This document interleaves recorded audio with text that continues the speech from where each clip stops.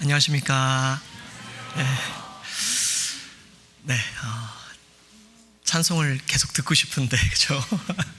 네, 수요 말씀 때 이제 이완 목사님께서 찬양 계속 듣고 싶다고 하셨던 그 마음이 어떤 마음인지를 알 것 같습니다.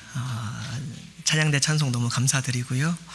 오늘 이렇게 주일에 또 많은 분들이 함께 하셔서 함께 말씀을 나누고 교제할 수 있는 시간을 허락해 주신 하나님께도 참 감사드립니다. 우선 함께 잠깐 기도하시겠습니다.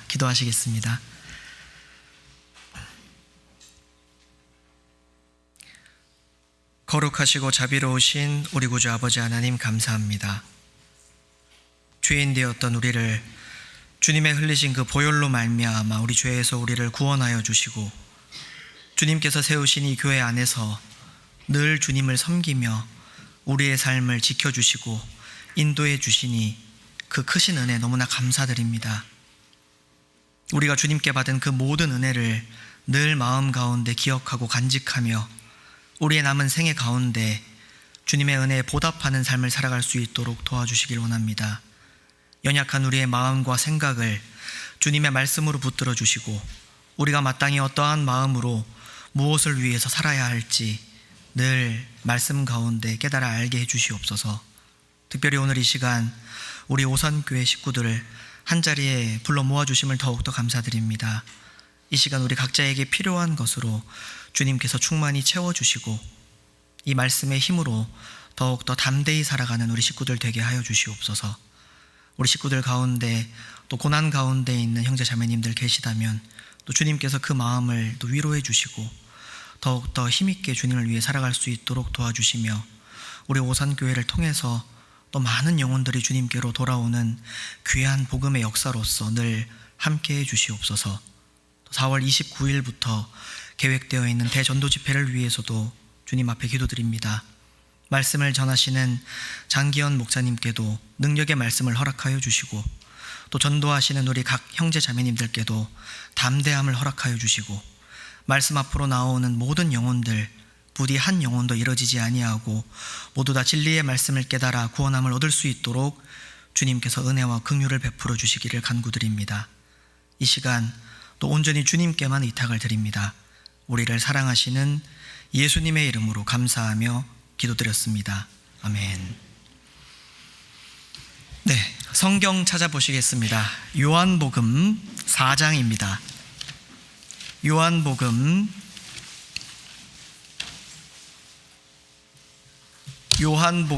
4장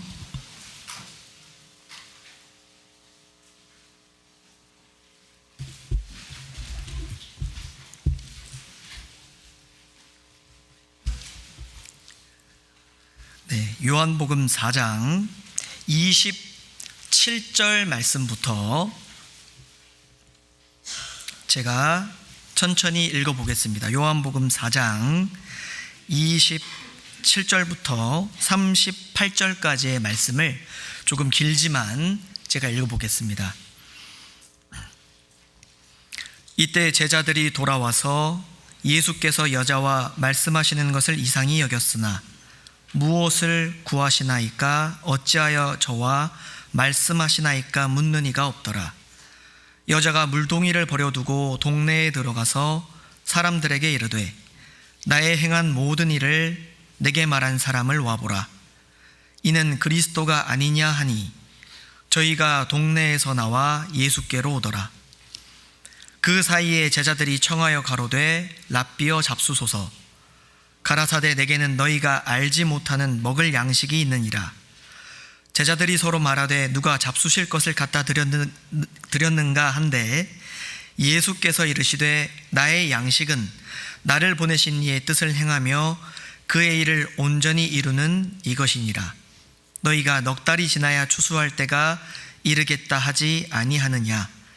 내가 너희에게 이르노니 눈을 들어 밭을 보라. 희어져 추수하게 되었도다. 거두는 자가 이미 삭도 받고 영생에 이르는 열매를 모으나니 이는 뿌리는 자와 거두는 자가 함께 즐거워하게 하려 함이니라. 그런즉 한 사람이 심고 다른 사람이 거둔다 하는 말이 옳도다. 내가 너희로 노력지 아니한 것을 거두러 보내었노니 다른 사람들은 노력하였고 너희는 그들의 노력한 것에 참회하였느니라. 35절 말씀을 같이 한번 읽어보겠습니다. 너희가 넉 달이 지나야 추수할 때가 이르겠다 하지 아니하느냐. 내가 너희에게 이르노니 눈을 들어 밭을 보라. 희어져 추수하게 되었도다. 네, 다시 한번 인사드리겠습니다. 안녕하세요. 네, 반갑습니다. 저는 98년 8월 6일에 구원받고 지금은 수원교회에서 신앙생활하고 있는 이승민 형제입니다. 이제 수원에서 오산으로 이렇게 오늘 왔습니다. 이렇게 멀지 않았습니다. 이렇게 너무 멀지 않을까 걱정했는데요. 차 타고 구역 모임 가는 것보다 빨리 왔습니다. 한 25분 걸렸습니다. 이제 오산 식구들은 저희 이제 또 수원교회에 있어서 마치 이제 사촌지간, 형제지간 같은 느낌이라 이렇게 명절에 이 가족 찾아뵙는 느낌으로 이렇게 아침에 기도하면서 이렇게 왔습니다. 너무나 또 이렇게 잘 계시고 또 이렇게 자리가 꽉 이렇게 차 있는 모습을 보니 참 많은 감사가 됩니다. 자리가 부족해서 어떡하나, 이제 좀 있으면 이제 뭔가 좀 더 늘려야 되는 거 아닌가, 그런 좀 기대감도 있는데요. 이렇게 찾아보니까 2001년도에 우리 오성교회가 이제 자립을 했더라고요. 그래서 이미 자립을 한 지 20년이 조금 이렇게 넘었는데 그렇게 적은 인원으로 시작을 해서 벌써 300명 이상이 되는 훨씬 많은 이제 성도가 함께 모여서 하나님을 섬기고 또 믿음을 지켜가면서 또 이렇게 복음을 전하시는 모습이 또 주변의 많은 교회들에게 격동이 되고 귀감이 되는 것 같습니다. 너무나 같은 믿음을 가지고 함께 신앙생활 한다는 이 자체가 너무나 감사한 것 같습니다. 그래서 오늘 또 이렇게 소식지를 보니까 이제 4월 29일 이제 2주 남았더라고요. 그래서 제가 이제 오산교회는 처음 왔거든요, 사실. 그래서 제가 원래 이제 수원 사람도 아니고 제가 원래는 이제 저기 경상도 사람입니다. 그래서 수원에 2014년도에 왔기 때문에 우리 오산 식구들 이렇게 자립할 때 제가 곁에 있지는 못했습니다. 근데 이제 처음 이제 오산을 왔는데 이렇게 멀리서 이렇게 오다 보니까 물론 교회당도 눈에 띄었지만 교회당 앞에 붙어 있는 그 플랜카드가 눈에 확 들어오더라고요. 그래서 대전도 집회가 이제 얼마 안 남았나 보다 이렇게 멀리서도 직감적으로 알았습니다.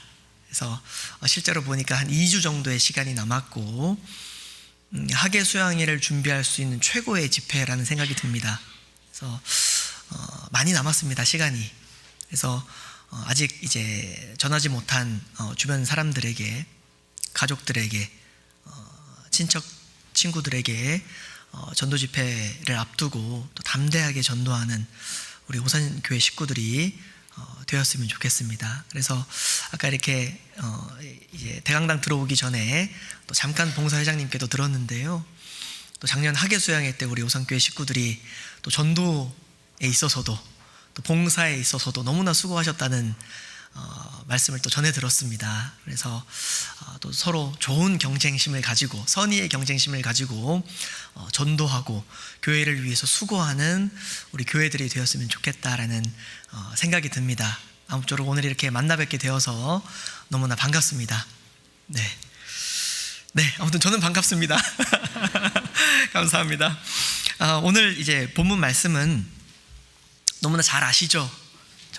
요한복음 4장은 우리에게 큰 교훈을 주는 성경 중에 한 대목입니다. 예수님께서 전도의 지혜를 보여주셨고, 그리고 우리 신앙 가운데 마땅히 어떤 자세로 삶을 살아가야 하는지를 아주 세세하게 이렇게 기록해 놓으셨습니다.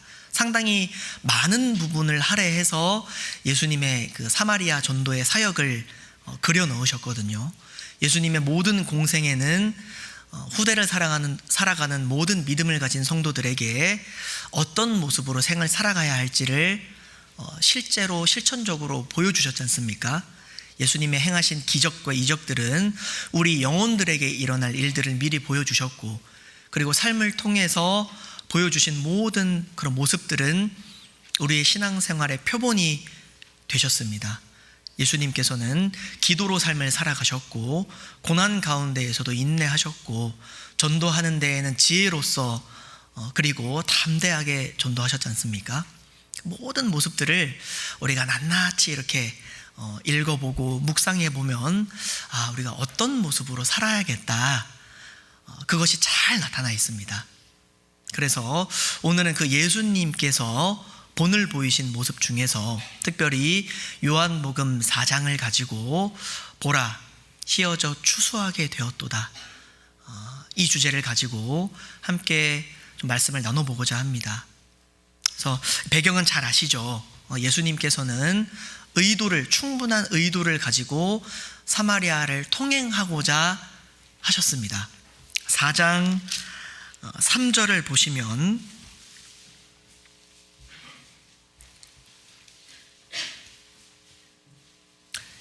유대를 떠나사 다시 갈릴리로 가실새 사마리아로 통행하여야 하겠는지라. 예수님께서 사마리아를 통행하기로 작정하셨죠. 원래 이제 이스라엘 사람들과 잘 아시다시피 사마리아 사람들은 철천지 원수 같은 관계였습니다. 이스라엘 사람들도 사마리아 지역을 통행하기를 원치 않았고, 사마리아 사람들도 이스라엘 사람들에 대한, 유대인들에 대한 적개심을 가지고 있었죠. 이스라엘 사람들은 사마리아인들을 보기를 개와 같이 취급했습니다. 짐승같이 취급을 했거든요. 서로 교류도 없을 뿐더러 서로 앙숙을 가지고 그런 마음을 가지고 살아갔는데, 예수님께서 일부러 그 지역을 통과하려고 작정하신 겁니다. 왜냐? 그 지역에 있는, 사마리아 지역에 있는 한 여인을 전도하기 위해서, 남들 다 싫어하는, 다 기피하는 그곳으로 일부러 찾아가신 겁니다. 사마리아로 통행하여야 하겠는지라. 그래서 예수님께서 그 제자들과 함께 사마리아 지역으로 들어가셨죠.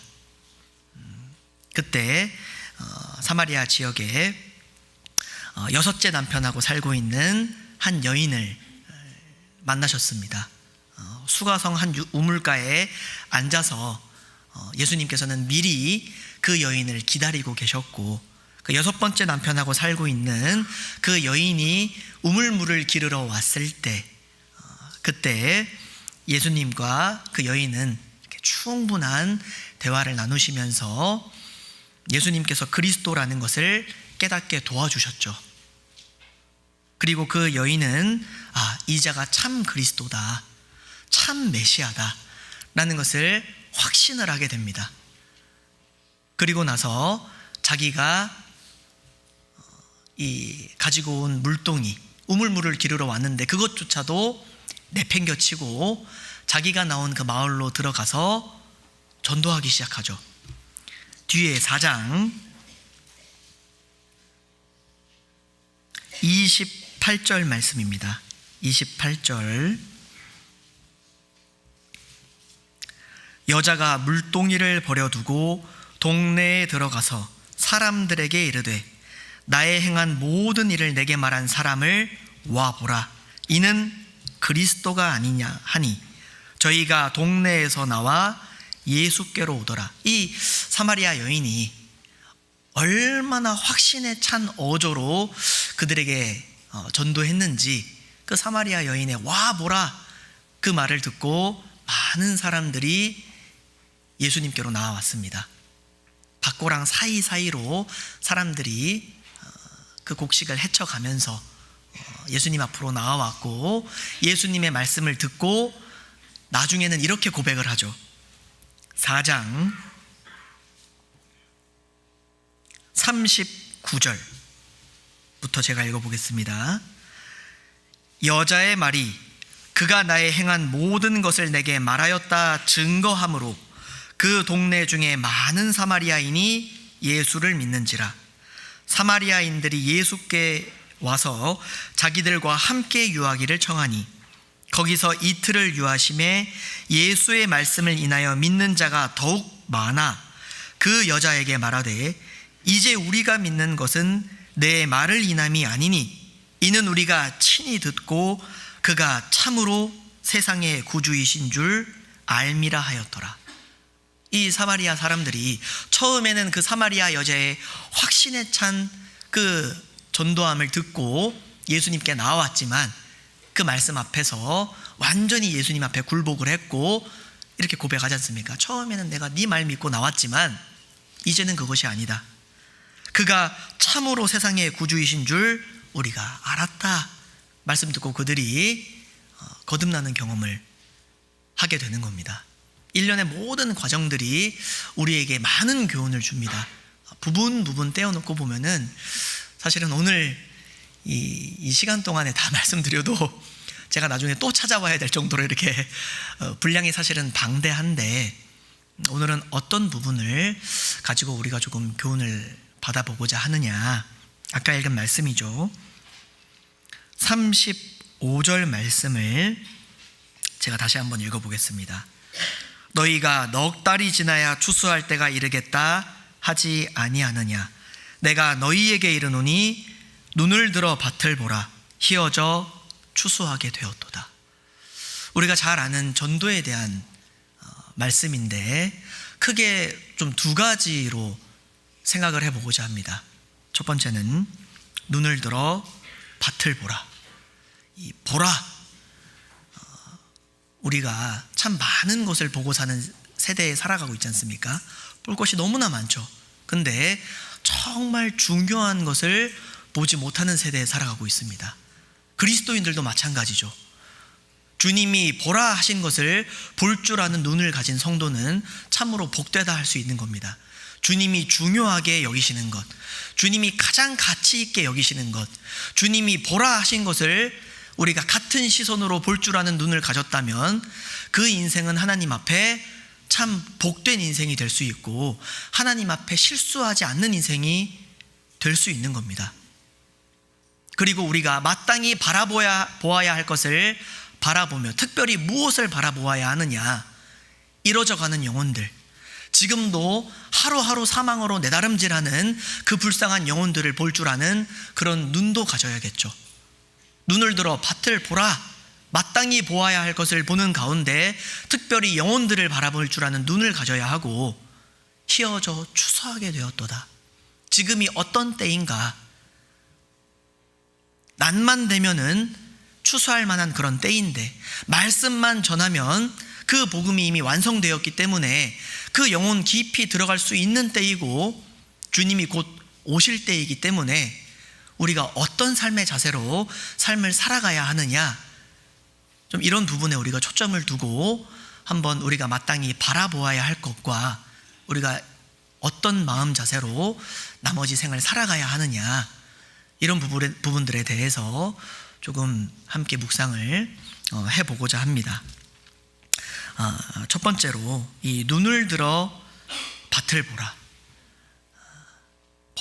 이 눈을 들어 밭을 보라는 것은 육신의 눈을 가르치는 것이 아니죠. 예수님께서 보라 한 밭은 실제로 눈앞에 펼쳐진 곡식의 그 밭을 말하는 것이 아니었습니다. 그렇죠? 예수님이 말씀하신 밭은 사마리아 여인의 전도함을 통해서 예수님께로 나오는 영혼들을 두고 밭이다, 그렇게 말씀하신 겁니다. 사람의 눈과 예수님이 보라 하신 것과는 사뭇 달랐던 겁니다. 육신의 눈으로 봤을 때에는 실제적으로 이 곡식들이 익으려면은 4개월이나 기다려야 되는 것이 맞았습니다. 그렇죠? 그렇게 말씀하고 있는 겁니다. 35절에 너희가 넉 달이 지나야 추수할 때가 이르겠다 하지 아니하느냐. 너희들의 말에는 넉 달이 지나야 추수할 때가 된다고 했지 않느냐. 실제적으로 눈앞에 있는 밭은 아직 추수기가 아닌 밭이었습니다. 아직 푸릇푸릇하고 노랗게 익은 곡식이 아닌 상태였기 때문에 실제적으로 육신의 눈으로 봤을 때 그 밭은 추수기가 아니었는데 예수님이 희어져 추수하게 되었다 한 그 대상은 영혼들을 두고 하신 말씀이었던 겁니다. 이 육신의 눈과 예수님이 말씀하신 눈은, 보라고 하신 것은 상당한 차이가 있다라는 것을 우리가 알 수가 있습니다. 제가 어디서 이제 글을 읽었는데, 같은 꽃을 보더라도 한의사 눈에는 약재로, 요리사 눈에는 재료로, 여자의 눈에는 고백으로 보인답니다. 남자의 눈에는, 이건 이제 우리 형제님들께서 알아서 이제 해결하셔야 될 숙제입니다. 집에 계신 자매님들께 이제 나중에 꽃 한 송이 이렇게 선물해 주시면 참 좋겠죠. 고백으로 보인다니까요.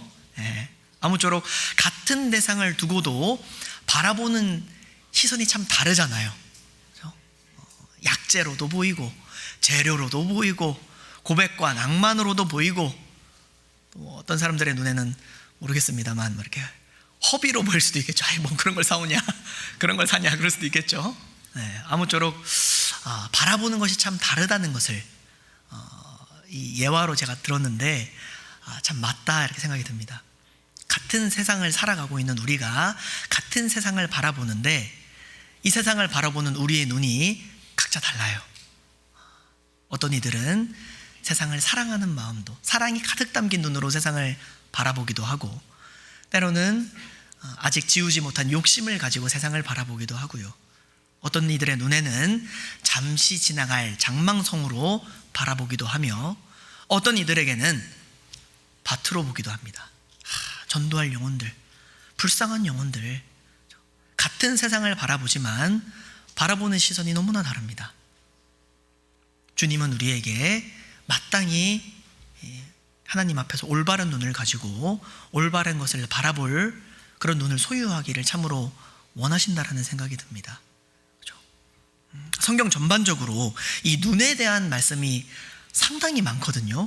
눈에 대해서 하나님께서 직접 눈을 창조하셨기 때문에 마땅히 바라볼 것을 바라보라는 그런 하나님의 마음이 분명히 있을 겁니다. 볼 게 참 많잖아요, 그죠? 우리 시대에 가장 많은 것을 보고 살지만 가장 중요한 것은 못 보고 살아갑니다. 놓치는 경우가 허다해요. 옛날에 뭐 지금처럼 이제 핸드폰이 없고 컴퓨터가 발달되지 않고 뭐 재밌는 것이 별로 없을 때에는 볼 게 많지 않았잖아요. 그러니까 이렇게 자연을 통해서도 여러 가지 사람 사는 그런 모습들을 통해서도 인생에 대해서 생각하기도 하고 사색하기도 하고, 옛날에 그렇게 좋은 시가 제가 물론 아주 옛날 사람은 아닙니다만 그죠? 그런 것이 참 많았지 않습니까? 어떤 노래 하나하나에도 깊은 그런 의미가 담겨 있고.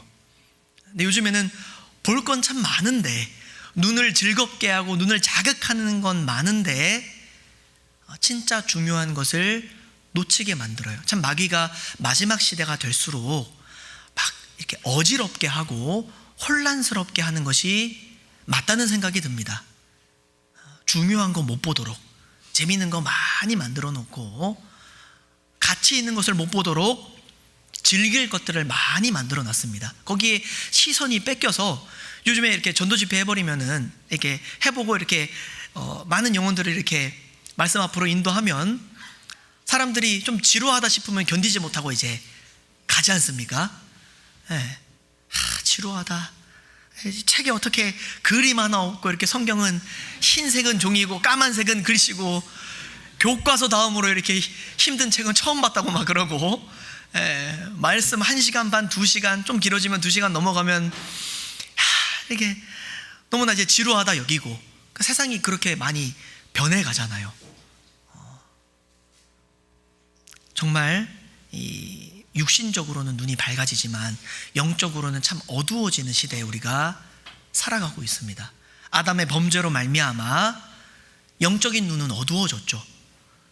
분명히 뱀이 그러지 않습니까? 사단 마귀가 이 과실을 먹으면 너희 눈이 밝아질 것이다, 그리고 그들의 눈이 밝아 자기 벗은 것을 보았다, 이렇게 성경은 기록하고 있는데, 그게 어디로 밝아졌느냐? 죄에 대해서 밝아지고 세상 보는 눈에 밝아지고 육신적인 눈이 밝아졌다는 뜻이거든요. 하나님에 대한 눈은 어두워지고 영적인 가치를 보는 눈은 어두워지고 자기 영혼을 보는 눈은 어두워지고 세상을 보는 밝아졌다라는 거예요. 지금도 마찬가지지 않습니까? 예수님 공생의 당시에도 예수님이 행하시는 많은 이적을 보고도, 그리고 예수님이 전하시는 그 말씀들을 보고도 그들이 관심을 갖지 않았죠. 육신적인 그 만족만 추구해서 이적 행하실 때에만 따라다니다가 영생의 말씀을 전하시니 등을 돌렸지 않습니까? 진짜 중요한 것을 보지 못했죠. 입이 만족하고 배가 만족하고 그 만족 때문에 예수님을 따라다녔지, 예수님의 이적이 딱 그쳐지고 말씀이 전해지니까 순식간에 허다한 무리가 등을 돌렸습니다. 중요한 것을 보지 못했죠. 세례 요한이 그러지 않습니까? 요한복음 1장 29절에 이튿날 요한이 예수께서 자기에게 나오심을 보고 가로되 보라, 세상 죄를 지고 가는 하나님의 어린 양이로다. 보라 그랬잖아요. 방금 우리가 찾은 말씀에서도 요한복음 4장에 눈을 들어 밭을 보라. 우리가 같은 것을 보더라도 진짜 중요한 게 뭔지, 어디에 우리의 시선이 고정되어야 하는지, 그게 참 중요한 문제입니다. 그게 큰 신앙의 큰 것들을 좌지우지하거든요. 우리가 집회 때 자주 찾는 말씀인데, 로마서 한번 보시면 로마서 1장에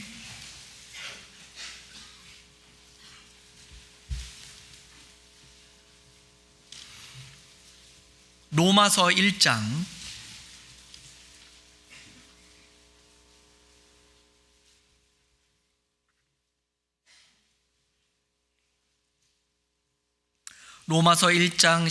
19절부터 제가 읽어보겠습니다. 이는 하나님을 알만한 것이 저희 속에 보임이라. 하나님께서 이를 저희에게 보이셨느니라. 창세로부터 그의 보이지 아니하는 것들, 곧 그의 영원하신 능력과 신성이 그 만드신 만물에 분명히 보여 알게 되나니, 그러므로 저희가 핑계치 못할지니라. 하나님께서 하나님을 알만한 것들을 우리에게 주셨는데, 대표적으로는 성경입니다. 이스라엘을 선민으로 세우셨고 여러 가지 증거들을 두셨는데, 그 외에도 무엇을 주셨냐? 알만한 것을 우리 속에 주셨다. 양심을 주셨죠. 선악을 자동적으로 구별할 수 있는 마음, 하나님을 찾고자 하는 종교심, 영혼을 사모하는 마음, 영이 있기 때문에 하나님을 알만한 것들이 우리 마음 가운데 있다. 하나님이 넣어놓으셨다 그랬습니다. 그리고 20절에 창세로부터 그의 보이지 아니하는 것들, 곧 그의 영원하신 능력과 신성, 보이지 아니하는 하나님과 그 하나님의 능력과 신성이 눈에 보이는 만물에 분명히 보여 알게 되나니. 예수님 곁에서 많은 이적을 보고도 예수님을 알지 못했던 제자들, 그리고 지금도 하나님이 만드신 만물을 보고도 창조주를 알지 못하는 사람들, 마땅히 이런 자연들을 보고도 누가 만들었을까? 처음부터 저절로 이 세계는 창조된 것일까? 저절로 있는 것인가? 창조된 것일까? 이 작은 곤충 어떻게 이렇게 움직일까? 작은 개미가 어떻게 이렇게 체계적으로 지혜를 가지고 겨울이 되기 전에 양식을 모으며 그들이 그렇게 치밀하게 일사불란하게 이 분담해서 일을 하며, 그 개미 보셨지 않습니까? 각자 역할을 누가 시키지도 않았는데 분담이 되어 있거든요. 그러니까 개미 하나만 보고도 이게 저절로 있을까? 누가 만들었을까? 이렇게 생각을 해야 되는데 그런 생각을 하지 못한다라는 겁니다. 보이지 않는 하나님의 능력과 신성이 그 만드신 만물에 분명히 보여 알게 되나니. 많은 것을 보는 우리 시대에 진짜 중요한 것을 못 본다라는 거예요. 만물을 보면서도 하나님을 생각을 해야 되는데, 그렇게 알게 하셨는데, 저 하늘과 우주와 많은 생명체와 그리고 나 자신도, 우리 몸 보면 가끔 신기하잖아요, 그죠? 저만 전 참 신기하거든요. 가끔 보면은 이렇게 모르겠습니다. 저는 옛날부터 이렇게 몸을 보면 어떻게 손가락이 이렇게 내 의지대로 움직일까? 그게 참 신기하거든요. 보면은 손가락 보면은 예. 예전에 그런 얘기를 제가 들은 적이 있어요. 어떤 직장에서 토요일에 이제 등산을 갔답니다. 상상만 해도 너무 싫죠, 그죠? 토요일에 등산을 갔다. 등산을 갔다 이렇게 왔는데, 등산을 갔다 오고 나서 이제 월요일에 회사에 나와서 서로 이제 주변에서 이제 물어봤답니다. 등산 갔다 오니까 어땠냐고. 이제 싫었겠죠. 근데 이제 어떤 분이 이제 그렇게 얘기를 하더랍니다. 너무 슬펐다. 왜 슬펐냐? 이 등산을 하다 보니까 저기 멀리 멋있게 이렇게 산 능선이 이렇게 있는데, 마치 이제 내가 사놓은 주식 보는 것 같아가지고 마음이 아팠대요. 야, 이렇게 올라가다가 결국에는 이렇게 떨어지는데, 야, 그 산 보고도 주식 생각을 했으니 내려올 때 너무나 마음이 아팠대요. 내가 산 주식 떨어지는 것 같아가지고. 그렇게 막 멋있는 이런 자연 광경들, 웅장한 그런 자연들, 하나님이 베푸신 만물들을 보고도 다른 생각하는 거예요. 다른 생각. 제가 이 말씀을 왜 드리냐? 많은 것을 보지만 중요한 것이 있다라는 겁니다. 진짜 봐야 되는 것들. 근데 우리 그리스도인들도 중요한 것을 놓치면서 허무한 것에 주목할 수 있어요. 잠언에서 그렇잖아요. 너희가 어찌 허무한 것에 주목하느냐? 재물은 정녕 날개를 달아 날아가는 독수리와 같으니라. 성도들도 허무한 것에 주목할 수 있거든요. 별로 중요하지 않은 것에 우리의 시선을 고정시키고 그것을 떨어져라 보면서 살아갈 수 있는 겁니다. 인생의 방향이 어느 쪽으로 나아갑니까? 그 사람이 바라보는 쪽으로 나아가요. 제가 이렇게 찾아보니까 인생의 목적할 때 이 목적이 한자어잖아요. 그죠? 목자가 무슨 목자입니까? 나무 목자 아니죠. 목자가 눈목자고, 적자가 관역적자예요. 관역적자. 인생의 목적이라 할 때 그 인생이 무엇을 주시하느냐, 무엇을 바라보느냐가 그 인생의 방향이란 말이겠죠. 그만큼 바라보는 것은 참 중요합니다. 내가 무엇을 뚫어지게 쳐다보고 있느냐, 무엇을 바라보며 생을 살아가고 있느냐. 결국에는 그 바라보는 것이 그 사람의 인생이 되고 그 사람의 삶의 방향이 되기 때문에 보는 것이 참 중요하다라는 겁니다. 우리가 허무한 것에 주목할 것이냐, 아니면 주님이 정말 가치 있게 여기는 것들, 주님이 보라고 하신 것들, 그런 것에 우리의 시선을 고정시킬 것이냐. 우리의 시선에 따라서 각자의 신앙의 길이 많은 차이가 분명히 날 겁니다. 눈을 들어 밭을 보라 하신 것들이 있거든요. 그렇죠? 이 성경에서 말씀하시기를 구원받지 않은 사람은 영적으로 소경이라 그랬습니다. 그렇죠? 그렇기 때문에 구원받을 때 영혼의 눈이 띄어지는 겁니다. 그래서 마태복음 15장을 보면은 예수님이 소경이 소경을 인도하면 둘 다 구덩이에 빠진다 말씀하셨는데, 앞에 있는 사람이 소경이고 이 뒤에 있는 사람도 소경이면은 소경이 소경 따라가거든요. 캄캄하니까 이렇게 해집으면서 이제 소경이 소경 따라갑니다. 근데 눈 뜬 사람은 소경 따라갑니까? 안 따라갑니까? 안 따라가죠. 근데 내가 만약에 구원 받았는데 눈 떴는데 세상 사람들이 추구하는 것, 세상 사람들이 땅 더듬으면서 살아가는 것처럼 땅만 보면서 살아가는 것을 똑같이 살아가고 있다. 내가 정말 영적으로 소경이냐, 아니면 눈 뜬 사람이냐, 내가 정말 구원 받았느냐, 그것을 깊이 한번 생각해 볼 필요가 있겠죠. 눈 뜬 사람은 소경 따라가지 않으니까요. 눈 뜬 사람은 가치관이 달라져 있으니까요. 눈 뜬 사람은 무엇이 진리고 무엇이 참된 것인지를 아니까 소경 따라갈 수 없는 겁니다. 구원받은 사람이 구원받지 않은 사람과 아무 거리낌 없이 같은 것을 추구하면서 세상 사람처럼 아무 양심의 가책 없이 살 수가 없는 거지 않습니까? 사도행전 보시면 그것을 말하고 있는 겁니다. 사도행전 26장 앞으로 조금만 넘겨보시면,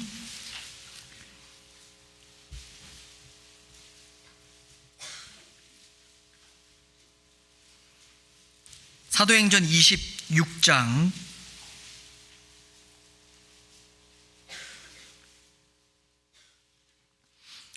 26장 17절부터 제가 읽어보겠습니다. 이스라엘과 이방인들에게서 내가 너를 구원하여 저희에게 보내어 그 눈을 뜨게 하여 어두움에서 빛으로 사단의 권세에서 하나님께로 돌아가게 하고 죄의 사함과 나를 믿어 거룩해 된 무리 가운데에서 기업을 얻게 하리라 하더이다. 지금 사도 바울에 대해서 지금 말하는 대목이지 않습니까? 주님이 사도 바울을 보낸 이유는 복음을 전해서 영적으로 소경된 사람의 눈을 뜨게 해주기 위해서다 하면서 눈뜬 사람은 어두움에서 빛으로 사단의 권세에서 하나님께로 돌아갔다. 전과 후가 확실하다라는 겁니다. 성경에서는 전과 후를 명확하게 나누고 있죠. 너희가 전에는 어두움이더니 이제는 주 안에서 빛이라. 너희가 이제는 베드로 후서에서도 에베소서에서도 전과 후를 여러 차례 말하고 있는 겁니다. 소속을 확실히 하고 있지 않습니까? 눈뜬 사람이 눈 감은 자를 따라가지 못하는 것처럼 거듭났다고 하는 사람이 만일 거듭나지 않은 사람을 따라가는데 거리낌이 없다면 그 거듭났다는 말이 혹은 거짓말이 아니냐 스스로를 돌아봐야 되죠. 근데 눈뜬 사람도 시간이 지나면서 눈이 다시 흐려질 수는 있는 겁니다. 흐려질 수 있거든요. 완전히 소경이 되지는 못하지만 많이 어두워질 수는 있다라는 겁니다. 마땅히 보아야 할 것을 보지 못하고 정말 중요한 것을 보지 못하고 눈이 흐려져서 세상 사람들 보는 것을 곁눈질해서 따라 보기도 하고 눈이 흐려져서 다른 것을 보기도 할 수도 있는 겁니다. 눈이 흐려지는 여러 가지 이유가 많이 있는데 그 중에 대표적인 이유가 뭐냐? 바로 세상 사랑하는 마음이 있으면 눈이 많이 어두워집니다. 많이 흐려져요. 요한일서에 말씀하신 것처럼 이 세상이나 세상에 있는 것들을 사랑치 말라. 이 사랑치 말라 하셨는데 왜 사랑하는 마음이 들까요?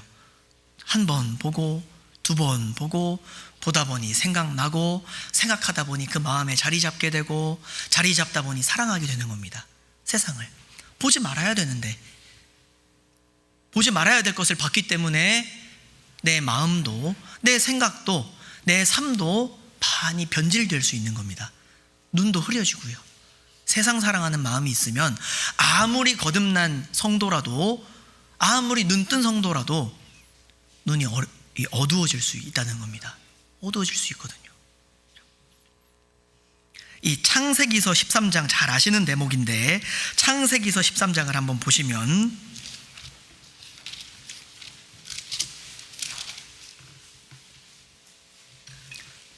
창세기 13장입니다.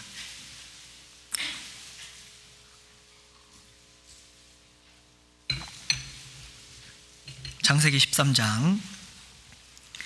이 창세기 13장은 아브라함과 롯에 대해서 기록하고 있죠. 롯의 비극의 시작이지 않습니까? 근데 이 13장을 보면은 두 개의 눈이 나옵니다. 두 사람의 눈이 나와요. 이 13장 10절을 보면 이에 롯이 눈을 들어 요단 들을 바라본즉 소알까지 온 땅에 물이 넉넉하니 여호와께서 소돔과 고모라를 멸하시기 전이었는 고로 여호와의 동산 같고 애굽 땅과 같았더라.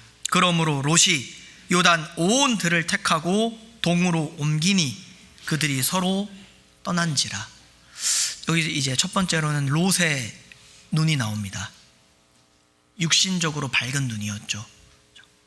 롯이 눈을 들어 요단들을 바라본즉 소알까지 온 땅에 물이 넉넉하니 기근을 피해서 아브라함과 함께 애굽으로 내려갔다가 아마 애굽을 눈에 담고 마음에 담았던 것 같습니다.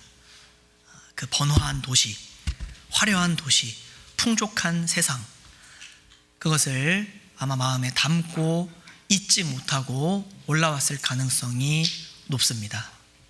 그래서 그 사이에 세상 사랑하는 마음이 마음 가운데 자리 잡게 되었고, 그리고 세상 사랑하는 마음이 있으니 세상으로 가고 싶었을 겁니다. 그래서 그런 애굽 같은 곳을 아마 찾고 있었을지도 모르겠어요. 소돔 고모라가 애굽같이 보이니, 분명히 애굽같이 보였다 그랬죠. 하나님께서 멸하시기 전이었는 거로 여호와의 동산 같고 애굽 땅과 같았다. 그러니까 주저하지 않고 이 소돔 고모라를 선택을 하게 된 겁니다. 왜 그런 선택을 했을까? 이 롯이 눈을 들어, 이 육신적인 눈을 말하죠. 눈에 보이는 대로, 그 마음에 드는 대로, 이런 눈은 우리 성도에게 있어서는 안 되는 눈이지 않습니까? 육신적으로 밝은 눈, 세상 사랑하는 눈. 결국에는 롯이 어떻게 됩니까? 자기가 본대로 가죠. 아까 말씀드렸지 않습니까? 우리 인생은 본대로 나아간다고. 롯이 눈을 들어서 소돔 고모라를 바라보았고, 그리고 11절에 그것을 택했고, 그리고 그쪽으로 옮겼다. 바라본 대로 택하고 그것으로 나아갔다. 아주 육신적인 눈이었습니다. 근데 이 대목과 완전히 반대되는 또 하나의 눈이 있죠. 14절, 롯이 아브라함을 떠난 후에 여호와께서 아브라함에게 이르시되 너는 눈을 들어 너 있는 곳에서 동서남북을 바라보라. 자의적으로 선택한 것이 전혀 아니었죠. 하나님께서 보라 하신 것. 아마 이 아브라함도 왜 그 요단 온 들 소돔 고모라 왜 안 보였겠습니까? 그죠? 근데 그는 하나님께서 보라 하시는 것, 하나님께서 가라 하시는 곳, 그 하나님의 말씀과 명령을 아마 기다렸을지 모르겠습니다. 아브라함은 침묵하고 있었고, 롯이 떠난 다음에 하나님께서 아브라함을 부르셨죠. 아브라함도 자기 마음대로 선택해서 간 것이 아닙니다. 하나님께서 보라 이렇게 명령하셨지 않습니까? 우리도 두 가지 모습이 있을 수 있어요. 육신적인 눈, 그리고 하나님께서 보라 하시는 것을 볼 줄 아는 눈. 당연히 후자가 우리가 가져야 될 믿음의 눈들인 겁니다. 주님이 보라 하신 것. 너는 눈을 들어 너 있는 곳에서 동서남북을 바라보라. 영적으로 눈이 밝아져서 하나님이 보라고 하시는 것들을 볼 줄 아는 눈이 반드시 있어야 됩니다. 보는 것이 너무나 중요하잖아요. 잠언도 한번 찾아보겠습니다. 잠언 4장입니다. 우리가 신앙생활 정말 잘하고 싶다면 보는 것에 주의해야 된다는 것을 솔로몬이 잠언에다가 기록을 해놓은 겁니다. 잠언 4장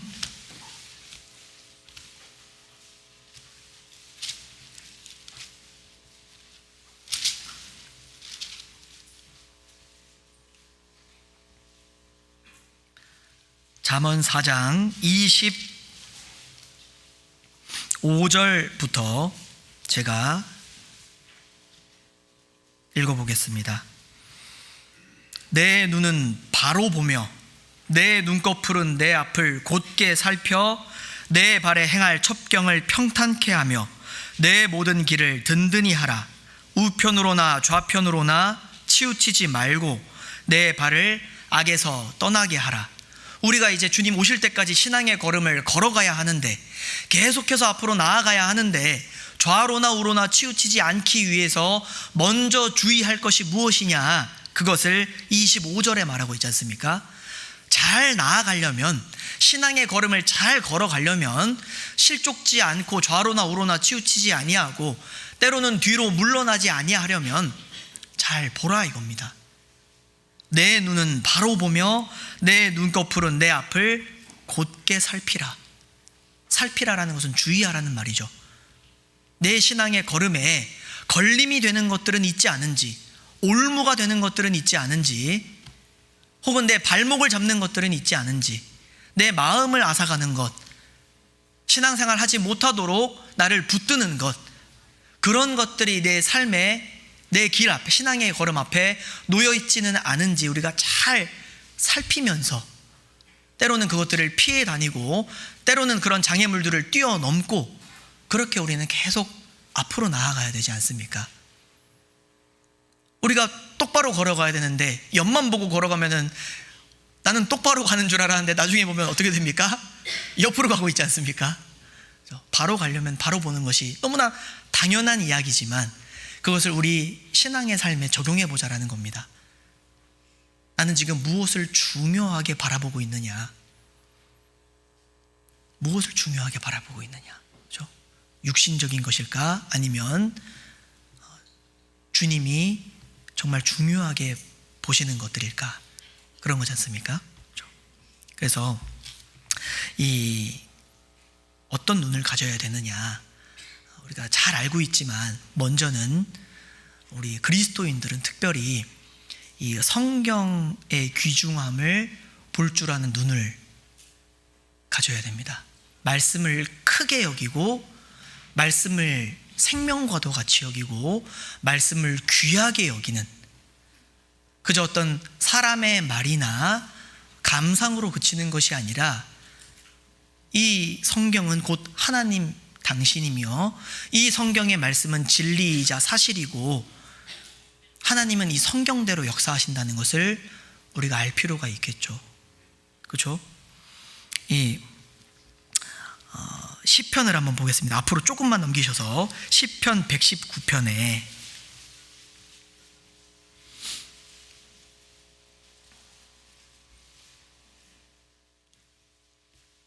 시편 119편 97절 말씀을 제가 먼저 한번 읽어보겠습니다.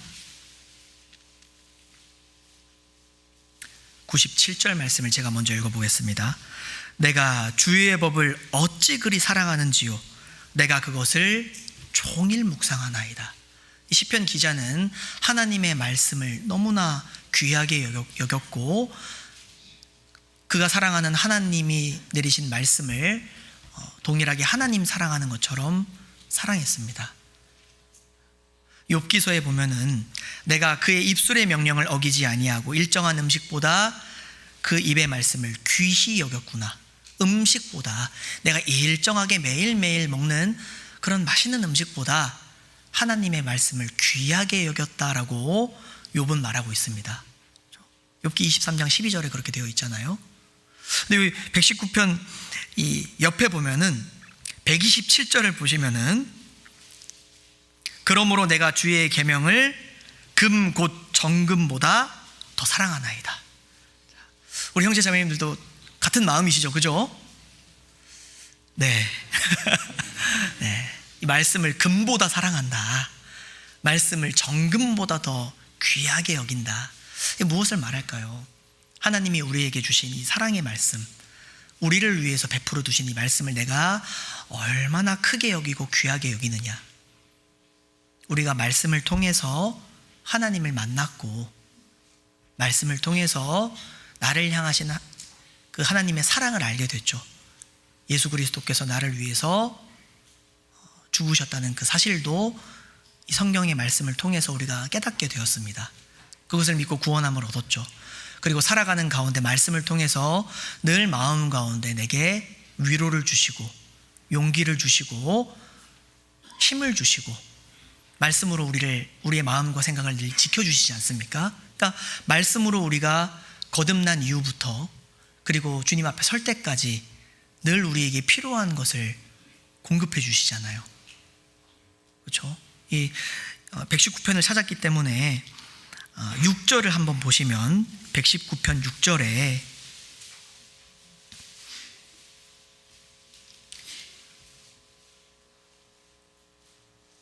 아, 1절부터 제가 읽어보겠습니다.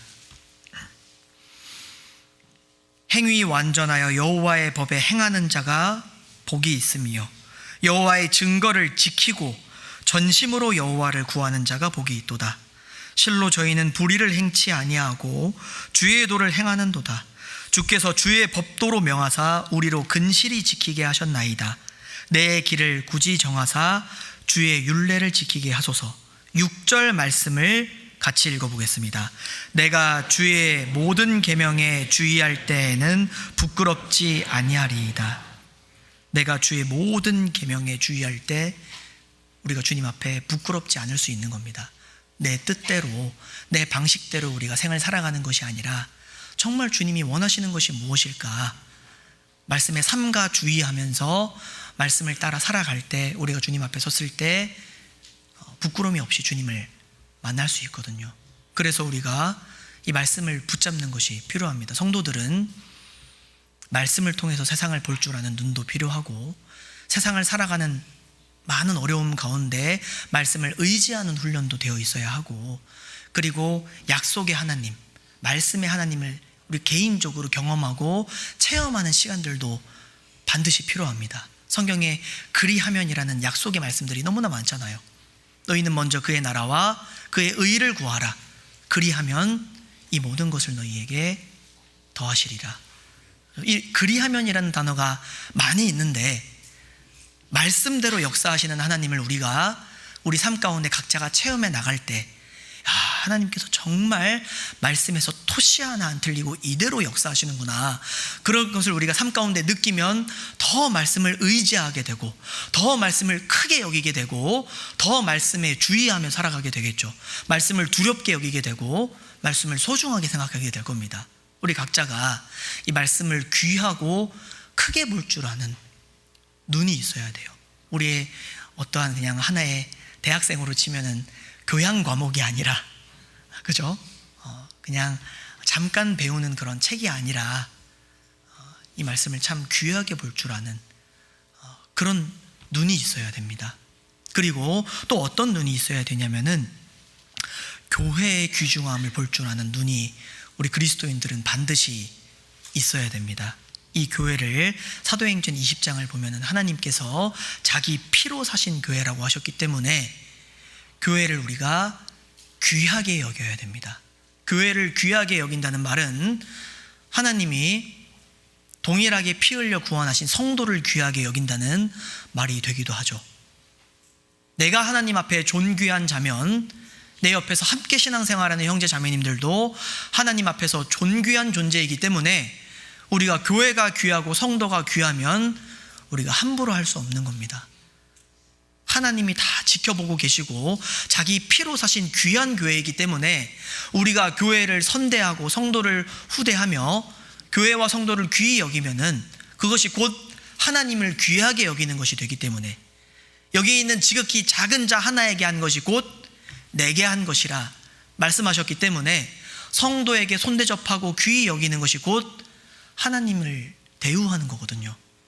그래서 교회와 성도를 귀히 볼 줄 아는 그런 눈이 있어야 돼요. 우리 가운데 원망과 시비가 없이 해야 되고 그리스도의 마음을 가지고 사랑으로서 하나 되기를 힘써야 됩니다. 정말 귀한 교회거든요. 그것을 우리가 이제 코로나 때는 좀 잘 느꼈는데 시간이 좀 지나니까 그 마음이 조금 더 풀어졌지 않습니까? 교회가 참 귀합니다. 교회가 이 교회를 우리를 위해서 두셨기 때문에 이 시간이 많이 없어서 제가 이 꼭 찾아보고 싶은데 한번 찾아보겠습니다. 아가서를 한번 보시면 우리가 이제 비유로서 한번 생각해 볼 수 있는데, 아가서를 보시면 잠언 전도서 아가서 3장을 보시면요,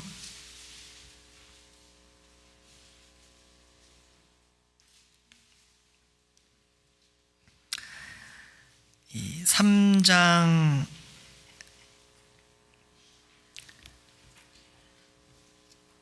6절 말씀부터 제가 읽어보겠습니다. 연기 기둥과도 같고 모략과 유향과 장사의 여러 가지 향품으로 향기롭게도 하고 거친 들에서 오는 자가 누구인고 이는 솔로몬의 연이라.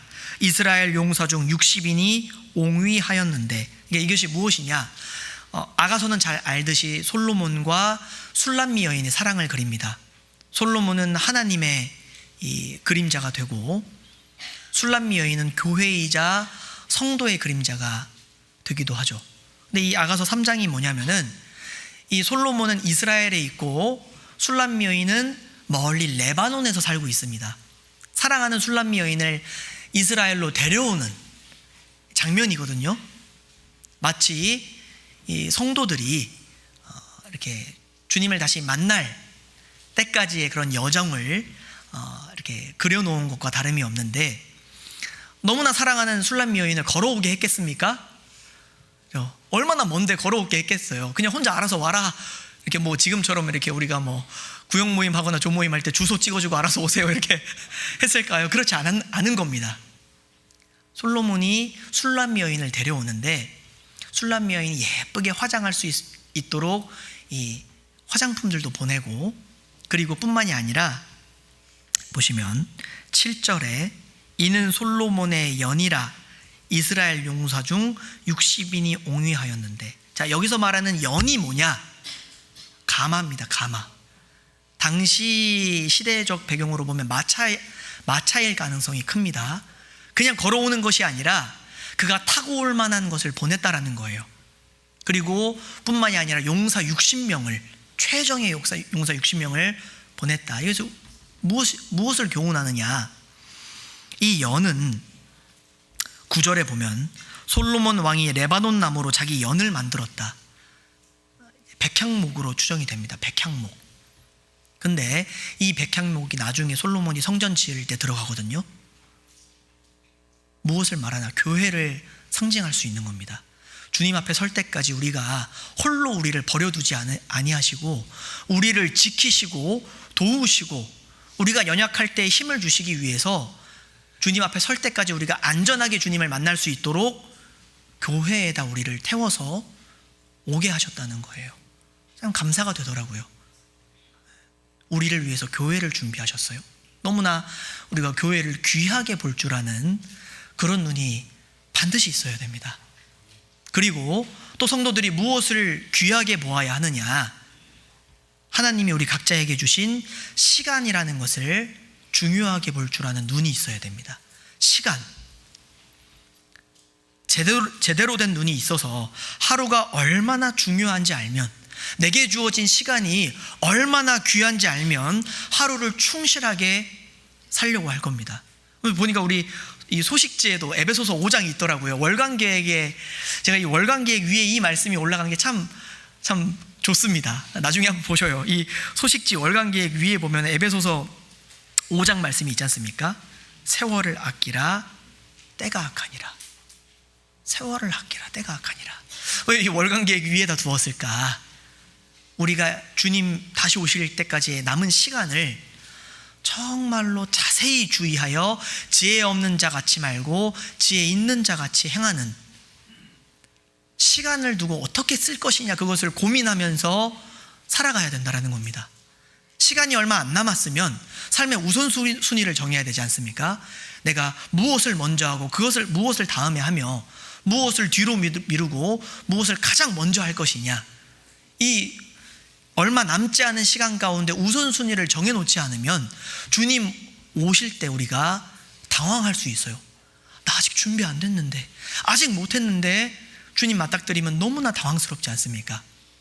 우리가 준비된 자세에서 주님을 기쁨 가운데 만나기 위해서는 우리가 아직 내게 허락하신 시간 가운데 우리가 지혜롭게 행하고 삶의 우선순위를 분명히 정해서 하루하루를 살아가는 태도가 필요합니다. 내게 주어진 시간, 그 시간이 너무나 귀한 것임을, 지나고 난 다음에는 다시 얻고 싶어도 얻지 못하는 것이 시간임을 잘 명심하고 하루라는 시간을 하나님 앞에서 최선을 다해서 활용해야 될 겁니다. 그리고 마지막으로 우리가 무엇을 중요하게 보아야 하느냐? 아까 말씀드렸죠. 영혼을 귀하게 보는 눈, 사람을 정말 귀하게 보는 눈, 그 눈이 정말 필요합니다. 마태복음 보시면 마태복음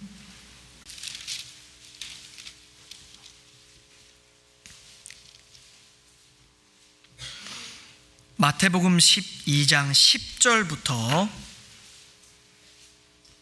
10절부터 제가 읽어보겠습니다. 한편 손 마른 사람이 있는지라.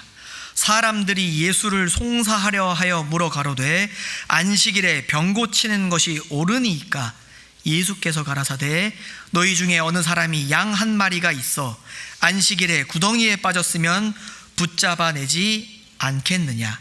12절 말씀을 같이 읽어보겠습니다.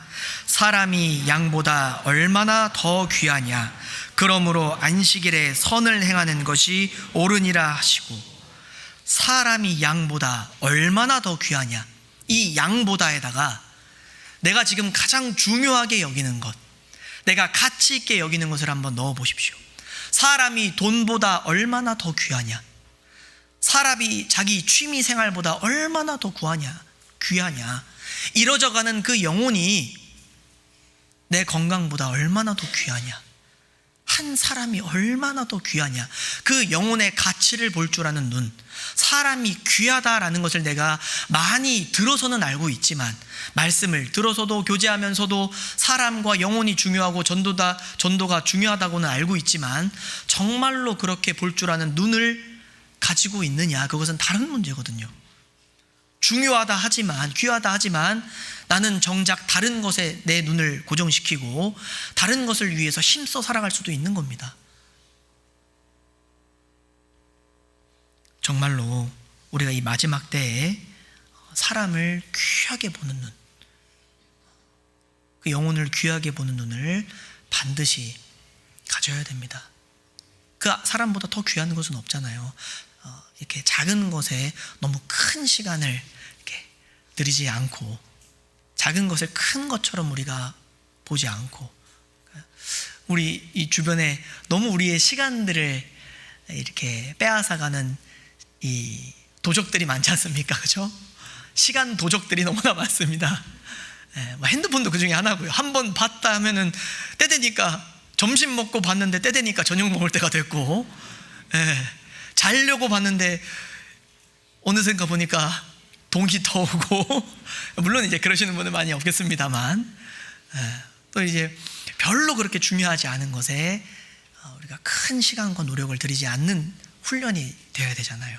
어떤 분들은 이제 축구가 너무 좋아서 이제 그 나라별 팀, 그리고 그 구단에 속해 있는 축구 선수들 이름, 외국인들 이름들, 나이, 신장, 이적료 이런 거 다 꿰고 계신 분들도 계신데, 저희 집 얘기하는 거 아닙니다. 물론 이제 뭐 그런 것을 우리가 알 수도 있지만 더 중요한 것이 있어요. 더 중요한 것, 내 주변에 구원받을 만한 영혼들이 있는가, 인생의 곤고함을 당하고 있는 영혼들이 있는가, 진리를 찾고 있는 영혼들이 있는가, 하나님이 나에게 붙여주신 영혼들이 있는가, 혹은 내가 찾아가서 전도할 만한 영혼들이 있는가. 우리가 우리 주변에 많은 사람들과 오늘 하루도 오며 가며 살아가는데, 우리가 그 영혼들을 귀하게 여기는, 그리고 정말 소중히 여기는 그런 눈이 필요합니다. 그래야만 우리가 담대히 전도할 수 있거든요. 본문 돌아가 보겠습니다. 요한복음 4장입니다. 요한복음 4장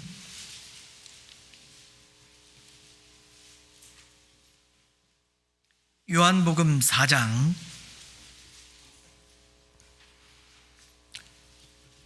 35절 말씀을 제가 다시 한번 읽어보겠습니다. 너희가 넉 달이 지나야 추수할 때가 이르겠다 하지 아니하느냐. 내가 너희에게 이르노니 눈을 들어 밭을 보라. 그렇죠? 우리는 주님이 보라는 것을 볼 줄 아는 그런 눈이 있어야 됩니다. 주님의 시선이 고정된 곳에 우리 그리스도인들의 시선도 동일하게 고정이 되어 있어야 돼요. 그래야만 주님이 원하시는 대로 우리가 삶을 살아갈 수 있고, 우리 신앙의 걸음이 치우치지 아니할 수 있습니다. 주님이 무엇을 크게 여기실까, 그것을 우리도 같은 마음으로 바라봐야 됩니다. 나중에 전도서 2장 14절을 보면 지혜의 자는 눈이 밝고 우매 자는 어두움에 다니거니와 라는 말씀이 있거든요. 지혜자는 눈이 밝다 그랬습니다. 그래서 무엇이 눈을 밝게 하느냐, 시간 관계상 다 찾지는 못하지만 나중에 요한계시록 3장을 보면은 라오디게아 교회에게 책망하시지 않습니까?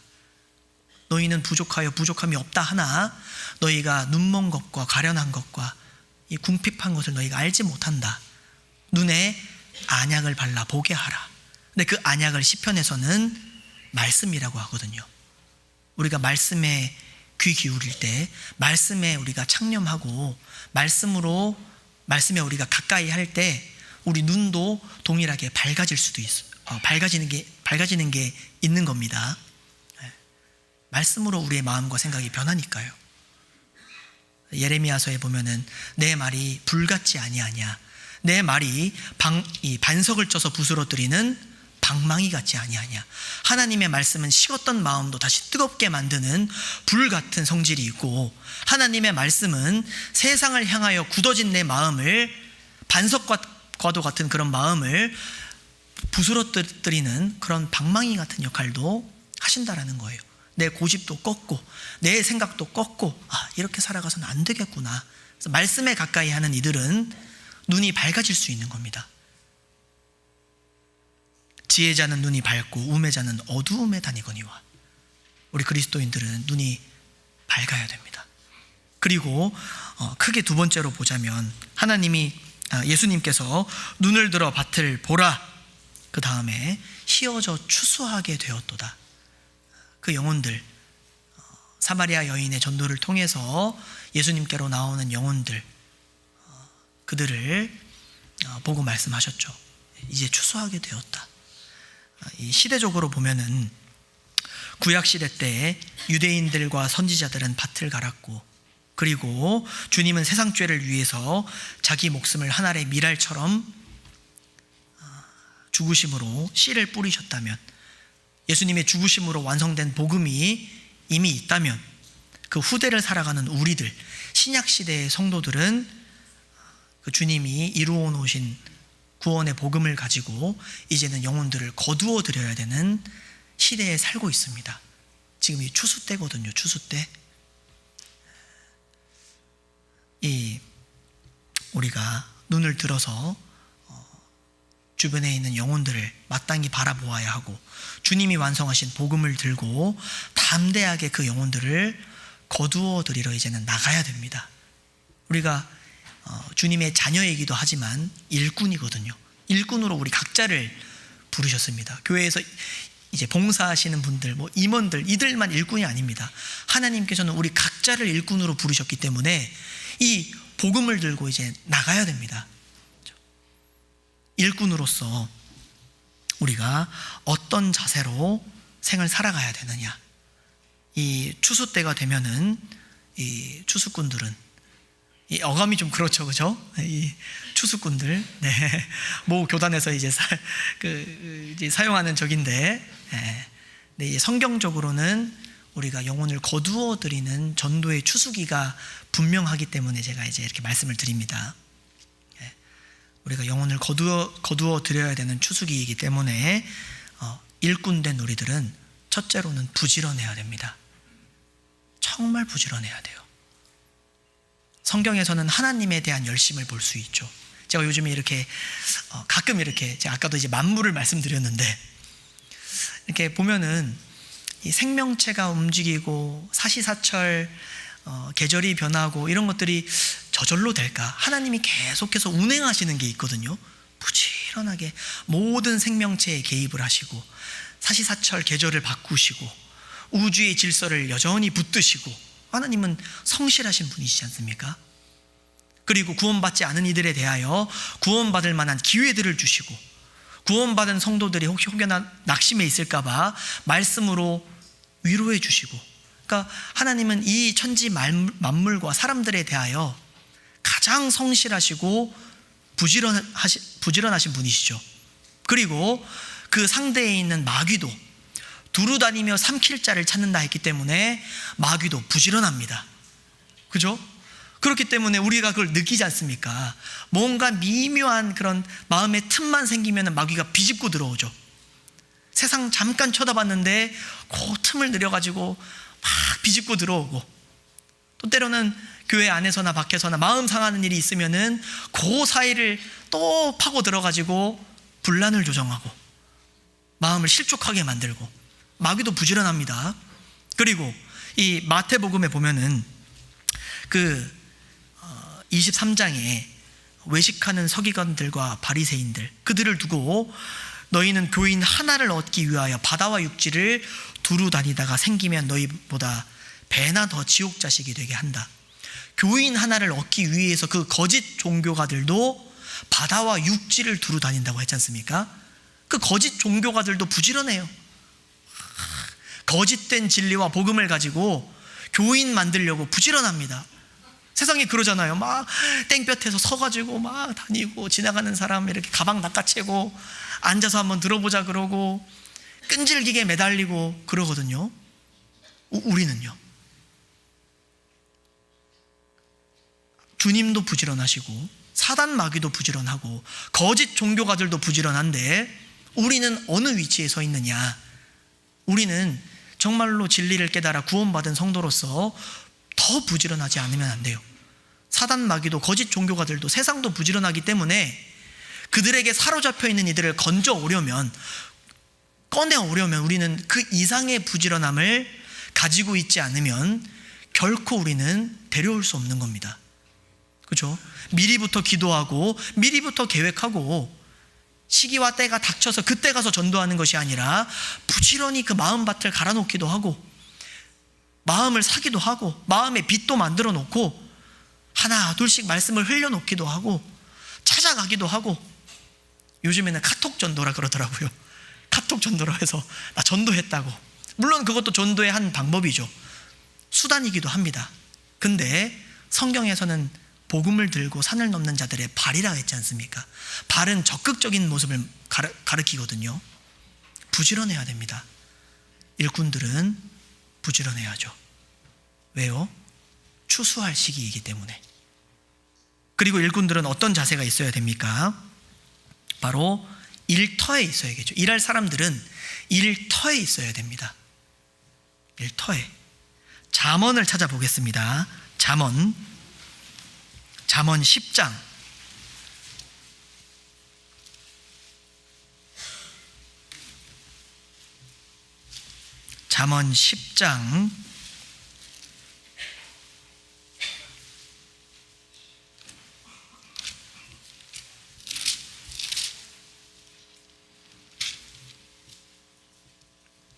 잠언 10장 5절 말씀을 제가 읽어보겠습니다. 여름에 거두는 자는 지혜로운 아들이나 추수 때에 자는 자는 부끄러움을 끼치는 아들이니라. 이 추수 때에는 평상에 누워서 한가로이 낮잠을 자거나 집에서 안락함을 즐길 때가 아니죠. 추수 때에는 힘써 일할 때입니다.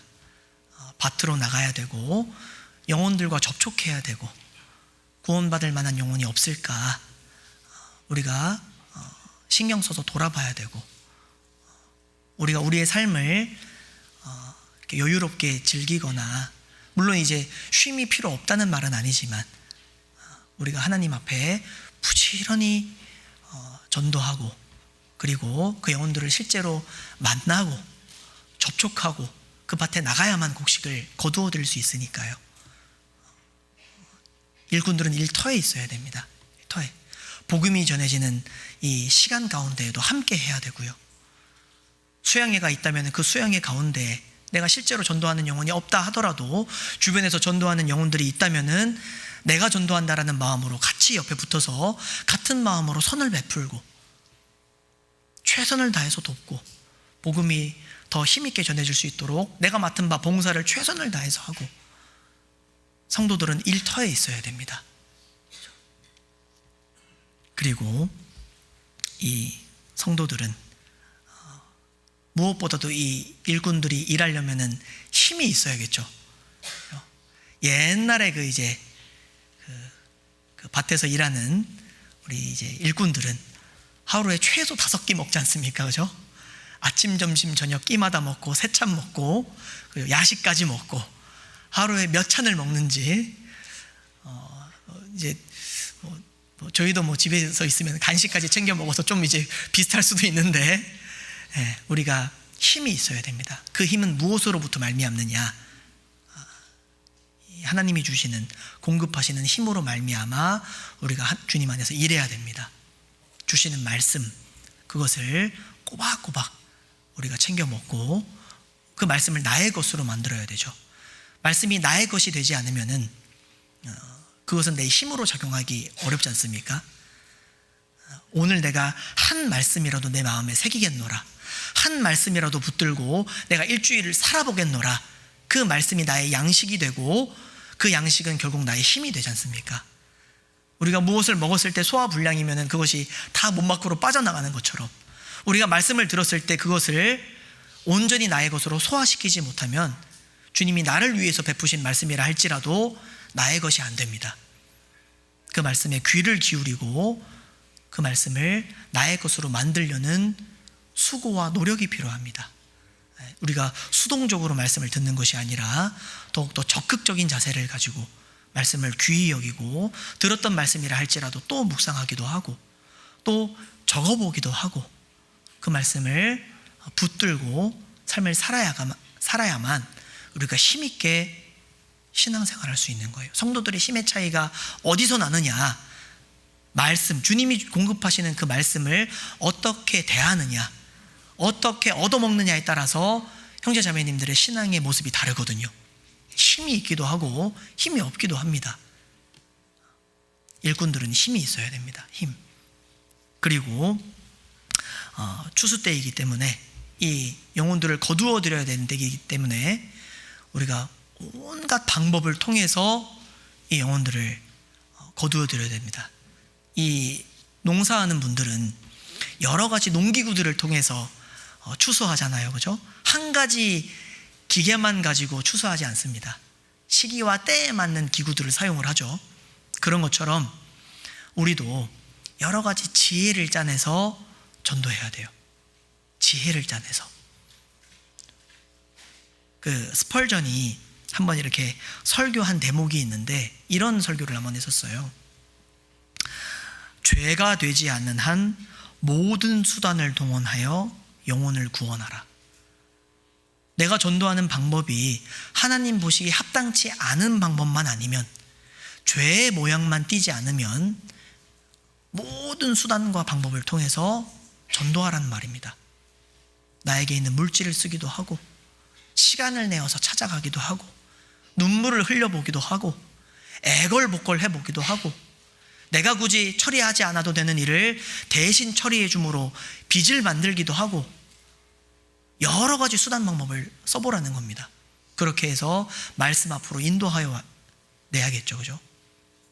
그리고 우리 일꾼들이기 때문에 이 시기를 놓쳐서는 안 됩니다. 시기. 그 추수기가 지나면 더 이상 후회해도 추수할 때는 돌아오지 않습니다. 아까 우리가 이제 소식지에서 봤던 말씀이지만 에베소서 5장 찾아보겠습니다. 에베소서 5장.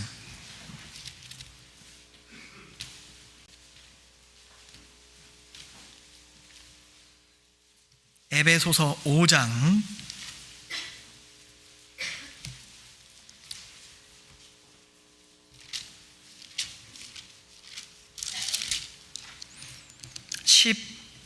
15절부터 제가 읽어보겠습니다. 그런즉 너희가 어떻게 행할 것을 자세히 주의하여 지혜 없는 자같이 말고 오직 지혜 있는 자같이 하여 세월을 아끼라. 때가 악하니라. 그러므로 어리석은 자가 되지 말고 오직 주의 뜻이 무엇인가 이해하라. 이 주의 뜻이 무엇인가 이해하라는 권면은 상당히 성경적인 권면입니다. 내 생각과 내 방법대로 신앙생활하는 것이 아니라 말씀을 통해서 우리에게 전달하시는 하나님의 뜻, 그것을 이해하라는 뜻이거든요. 어떤 모양으로 살 것이냐, 어떤 마음으로 살 것이냐, 주의 뜻이 무엇인가 이해하라. 그 뜻 가운데 하나가 무엇일까요? 우리가 이 시대를 어떻게 살아갈 것이냐, 이 시간을 어떻게 활용할 것이냐, 그걸 잘 알아야 됩니다. 15절에 말씀하신 것처럼 너희가 어떻게 행할 것을 자세히 주의하여. 그냥 주의하여라고 안 되어 있죠. 자세히 주의하라고 되어 있습니다. 남은 시간 가운데 우리가 어떤 모습으로 살 것이냐 잘 생각해 보라는 겁니다. 세월을 아끼라 때가 악하니라. 우리 나중에 소식지 보실 때마다 이 월간 계획 위에 보면은 세월 아끼라 되어 있거든요. 그냥 이렇게 공지하는 것이 아니라 아마 주어진 교회 일정 가운데 내가 어떻게 내 삶을 맞춰서 살아갈 것이냐, 전도 집회가 있구나, 그럼 몇 주 전부터 내가 준비해야겠다, 이런 것을 아마 알게 하시기 위해서 말씀과 이 월간 계획을 같이 넣으신 것 같습니다. 모임이 있다, 내가 그 전에 간증거리들을 준비해서 하나님 앞에 부끄럽지 않도록 살아가는 가운데 내가 간증거리를 준비해서 유익이 되고 힘이 되는 간증을 함께 나눠야겠다, 이런 아마 준비를 할 수 있을 겁니다. 세월을 아끼고 어떤 모습으로 살아가야 될지 자세히 주의해야 되는 때에 우리가 살고 있습니다. 마지막으로 요한복음 9장입니다. 요한복음 9장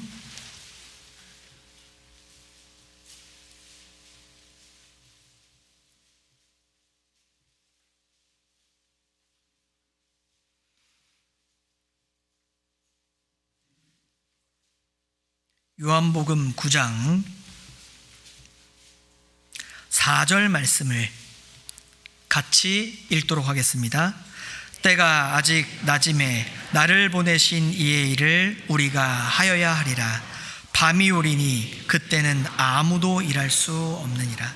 때가 아직 낮이라 그랬죠. 보라 지금은 은혜 받을 만한 때요, 보라 지금은 구원의 날이로다. 지금이라는 시간이 이제 지나버리면 우리가 일할 수 없는 때가 옵니다. 내가 그토록 사랑하는 우리 가족들, 아직 하나님을 알지 못하는 주변에 있는 사람들, 어쩌면 두고 가야 될 수도 있습니다. 우리가 다시 한번 마음 가운데 경각심을 가지고 이제 대집회가 한 2주 정도 남았는데 아마 이제 이 사이에 이제 전도에 대한 말씀도 이제 많이 우리가 들을 겁니다.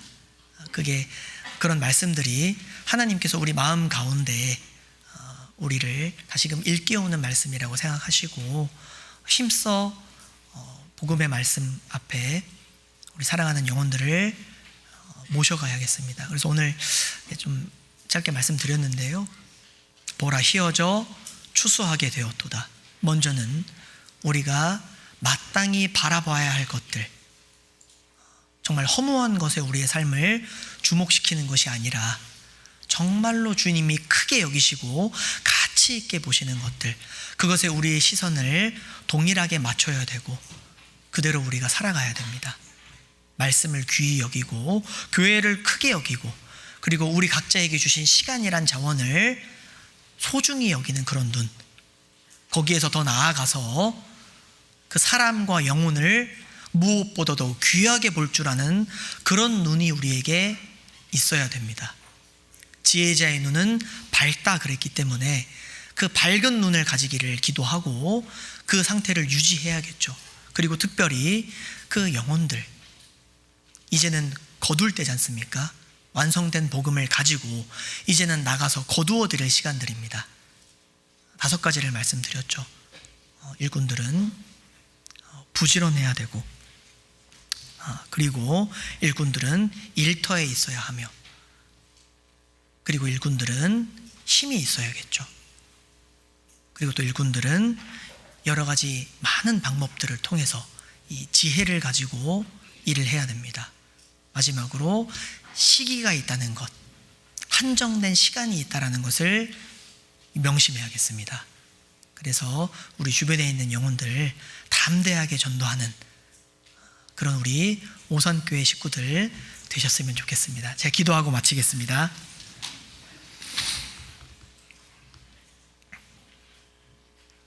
사랑과 은혜가 풍성하신 우리 구주 아버지 하나님 감사합니다. 주님의 사랑으로 우리를 구원하여 주시고 주님의 자녀 삼아 주시고 또 주님의 일꾼 삼아 주심을 너무나 감사드립니다. 보라 희어져 추수하게 되었도다라는 그 주님의 말씀처럼 우리가 마땅히 무엇을 보고 살아야 할지, 무엇을 크게 여기고 무엇을 주목하며 살아가야 할지 더욱더 깨달아 알게 하여 주시고 특별히 우리 주변에 있는 영혼들을 바라보게 하시고 그 영혼들을 전도하는 데 우리의 삶을 또 사용해 주시길 원합니다. 담대히 그들에게 복음을 전하고 주어진 시간 가운데 또 힘써 전도하다가 주님을 맞이할 수 있도록 도와주시길 원합니다. 4월 29일부터 준비되는 또 우리 오산교회 대전도 집회 가운데에도 주님께서 함께하여 주시고 크나큰 구원의 은혜를 베풀어 주시기를 소망합니다. 오늘 또 이어지는 모든 교제의 시종도 오로지 주님께만 의탁을 드리며 우리를 너무나도 사랑하시는 예수님의 이름으로 감사하며 기도드렸습니다. 아멘. 네, 찬송가